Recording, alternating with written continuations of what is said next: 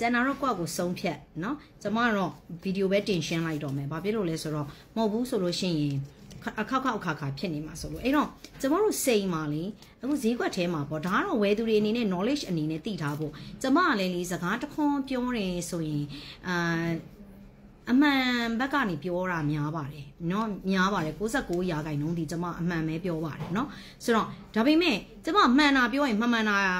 လုပ်တဲ့ဘက်ကကျမကို fight တာပေါ့เนาะကျမကိုမကြိုက်ဘူးပေါ့ဟုတ်တယ်လားကျမကောင်းတာပြောရင်မကောင်းတာလုပ်တဲ့ဘက်ကကျမကိုမကြိုက်ဘူးပေါ့เนาะအဲ့တော့ဆိုရဲခါကြတော့ဘယ်မလွတ်ဘူးပေါ့လေเนาะမလွတ်ဘူးအဲ့ဒါအင်းကကျမတို့မိဘတွေကလည်းလေအဲ့ဒါခတ်တယ် comment နေဆိုသူတို့ like ဖတ်ပြီးတော့မှလေcomment နေဖတ်ပြီးသွားလို့ရှင်မပြောနဲ့တော့ဘာမှမပြောနဲ့ low profile နဲ့နေတဲ့ကျမလည်းလက်လွန်ကြက်သွန်နေဖြစ်နေဘယ်လိုလုပ် low profile နဲ့နေလို့ရတော့လဲကိုလုပ်တဲ့အလုံးနဲ့ကလေ low profile နဲ့နေလို့မရတော့ဘူးပေါ့နော်အဲ့လိုပြောပေါ့ကိုက low profile နဲ့နေတယ်ဆိုပေမဲ့လေကိုဗီဒီယိုတွေပြန်ပြီးတော့မှကူးတင်ကြတယ်ပြန်ပြီးတော့မှလုပ်နေကြတဲ့အချိန်မှာကျမကဘယ်လို့မှ low profile မဖြစ်နေတော့ဘူးပေါ့နော်ဆိုတော့အဲ့ဒါမနက်ကပဲစာရှည်ရောက်လာကျမဖေကကျမအောင် low profile နဲ့နေတယ်ဘာမှမပြောနေနဲ့ဆိုတော့မပြောနေမဲနေတော့လဲမရဘူးပေါ့နော်တခါတလေကြာလဲအဲ့လိုပဲပြောရင်ကိုကပြောပြီးမယ်ရှင်းပြပြီးမယ်ရှင်းပြတဲ့ဟာကိုနားလည်မှုလွဲပြီးတော့မှလူတွေကလူပေါင်းမြောက်များစွာဆိုတော့ကြိုက်တဲ့သူလည်းရှိတယ်မကြိုက်တဲ့သူလည်းရှိတယ်ပေါ့နော်အဲ့လိုမျိုးဆိုတော့လေခတ်သားလားဒါပေမဲ့အဲ့ဒါကြီးကျမတို့သိကြီးမဆိုင်ပါဘူးကျမပြောသိပြောလိုက်တာပဲကျမပြောရမှာပေါ့နော်ဆိုတော့ဒါလီနဲ့ပတ်သက်လို့လဲကျမဒါလီနည်းနည်းလေးပြောချင်တယ်ကျမတို့ကစိန်ဈေးကွက်ထဲမှာဆိုရင်ကျမတို့ရောင်းနေကြတာတွေရှိတယ်အဲ့တော့ကိုယ့်ရဲ့ marketing နဲ့ကိုပေါ့နော်ကိုပစ္စည်းကိုရောင်းရရေးရတော့ပြောချတာပေါ့အဲ့တော့ပြောရင်နဲ့ဘာဖြစ်လာလဲဆိုတဲ့ခါကျကျမတို့ကမတ်တက်တီနဲ့နည်းနည်းလေးသွေးဖိလာတာပေါ့နော်သွေးဖိလာတယ်ဆိုတော့ကျမတို့ကစိန်ရဲ့အလေးချိန်ဟာနော်တရက်တီကို 0.9 ကလပ်ရှိတယ်တရက်တီကို 0.9 ကလပ်ရှိတယ် 0.9 ကလပ်ရှိတယ်ဒါဆိုရင်9မှုဆိုရင် 0.9 ရဲ့တဝက်ဆိုရင် 0.45 က9မှုပေါ့ဟုတ်တယ်နော် 0.45 ဟာ9မှုပေါ့ဟုတ်တယ်လားတရက်တီဟာ 0.9 ကလပ်ရှိတယ်နော်ကလပ်ချိန်နဲ့ဆိုရင် 0.9 ကလပ်ရှိတယ်အဲ့တော့9မှုလို့ခေါ်ရဲဆိုလို့ရှိရင် 0.45 ပေါ့ဟုတ်တယ်နော်အဲ့တော့ရွှေတစ်ကြက်သားမှာ16ပဲရှိတယ်9မှုသားဆိုရင်တဝက်8ပဲပေါ့ဟုတ်တယ်နော်9ပဲနဲ့3ရွေးတို့9ပဲနဲ့4ရွေးတို့ဆိုရင်9မှုလို့ပြောလို့မရဘူးလေ9မှုနီးပါလို့ပဲပြောလို့ရတယ်ရွှေမှာလဲဟုတ်တယ်လားအဲ့တော့ကျမတို့စိန်မှာလဲဒီလိုပဲ 0.45 ဒီ9မှုဒါပေမဲ့ကျမတို့စိုင်းတော်များတွေ့နေတယ် 0.4 0.41 တွေကို9မှုဆိုပြီးတော့မှပြောင်းနေအဲ့တော့ 0.45 9မှုရောင်းတဲ့သူနဲ့ 0.4 0.41 ကို9မှုရောင်းတဲ့သူကဈေးကွာနေတယ်ဒါပေမဲ့သူတို့က9မှုလို့ပဲပြောရောင်းတာအဲ့ဒါကမသိဘူးလေအဲ့ဒါကမသိတဲ့ခါကျတော့ဥပမာသဘောอ่ะပေါ့ 0.45 နဲ့9မှုသမားက20ရောင်းနေဆိုပါစို့30ရောင်းနေဆိုပါစို့ဥပမာနော်သူတို့က 0.4 0.41 တွေကိုသူကကလတ်ချိန်နဲ့မပြောဘဲနဲ့သူတို့က9မှုလို့ပဲသူတို့ကပြောပြီးတော့မှဘာပြော15သိန်းလောက်နဲ့ရောင်းနေအဲ့တော့အဲ့တွေရဲ့အမြင်မှာကြတော့ဟဲ9မှုကိုဒီဆိုင်က30ဒီဆိုင်က15သိန်းဒီဆိုင်ကဈေးများတယ်ဒီဆိုင်ကဈေးသက်တာတယ်เนาะဒီလိုတွေဖြစ်တယ်အဲ့တော့တကယ်အဲ့တွေလက်ထဲကိုရောက်တဲ့အချိန်မှာသူက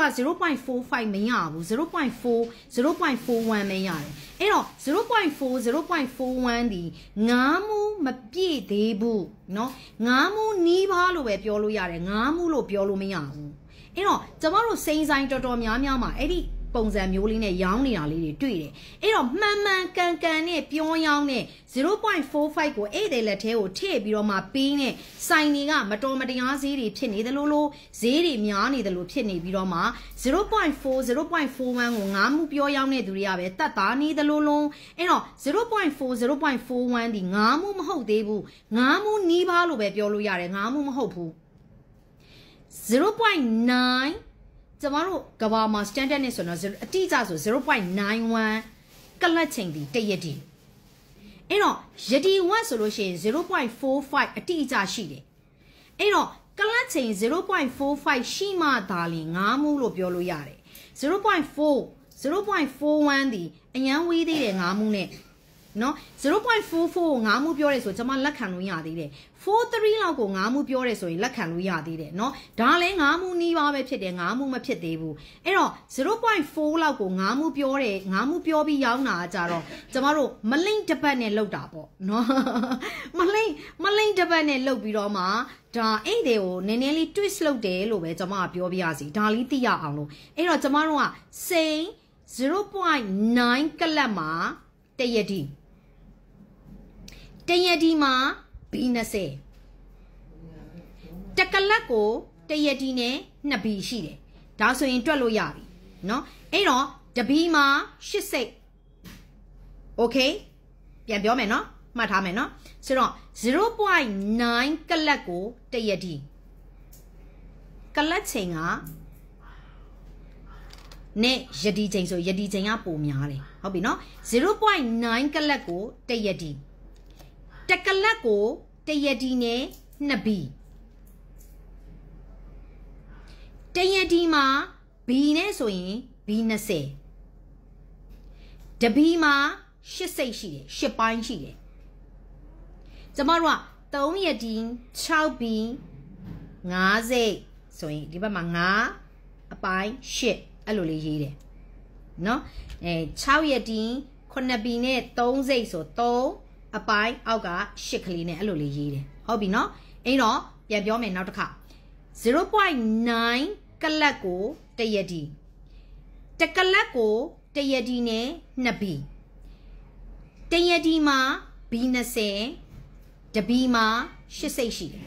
โอเคเนาะဒါဆိုရင်တွက်လို့ရပြီเนาะအဲ့ဒါဆိုရင်ဘယ်ဟာဒီကလပ်ချိန်ဘယ်လောက်ကလပ်ချိန်ဘယ်လောက်ဆိုရင်ဘယ်နှစ်ရက်တီဘယ်ဟာဆိုရင်ဘယ်နှစ်ရက်တီလို့ခေါ်တယ်ဆိုပြီးတော့မှဒါတွက်နည်းလေးနဲ့ဒါဆိုရင်လောက်တက်လောက်ပြီလို့ကျွန်မမျှော်လင့်တယ်เนาะအဲ့တော့ဒါလေးကိုပြောချင်တာခုန 0.4 တွေကိုငါးမှုဆိုပြီးပြောရောက်တဲ့ကိစ္စလေးကိုနည်းနည်းလေးပြောချင်တာเนาะငါးမှုနီးပါပဲဖြစ်သေးတယ်โอเค